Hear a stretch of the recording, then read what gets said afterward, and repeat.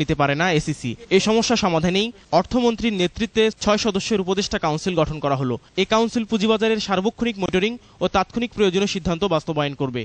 আমরা মনে করি যে সরকারের সর্বোচ্চ পর্যায় থেকে এরকম একটি কাউন্সিল করার উদ্দেশ্যই হলো যে শেয়ার মার্কেটে যে মনিটরিং সেটা রেগুলার করা, আরও বেশি দায়িত্ব নেওয়া এবং সুস্থ ভিত্তির উপর যাতে শেয়ার মার্কেট দাঁড়ায় এবং তার জন্য নীতি নির্ধারণ থেকে শুরু করে কি ধরনের মেজার্স নেওয়ার দরকার তড়িৎ গতিতে যাতে নেওয়া যায় সেই উদ্দেশ্যে এটা করা।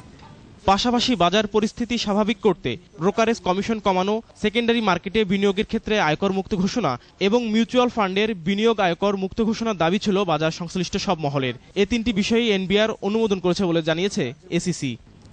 এছাড়া আপনারা জানেন যে আমরা মাননীয় অর্থমন্ত্রী এবং প্রধানমন্ত্রীর সাথে আলোচনা করে পুঁজিবাজারে যে বিনিয়োগকারীদের যে সমস্ত মেজার্স নেওয়া ছিল যাতে করে বিনিয়োগকারীদের কস্ট অফ ডুইং বিজনেস এবং যে ইনসেন্টিভ মোটিভেশন এবং বেনিফিট যাতে বাড়ে সেই কারণে কয়েকটি মেজার্সের কথা বলেছিলাম, এনবিআর এর সাথে আমরা কথা বলেছিলাম।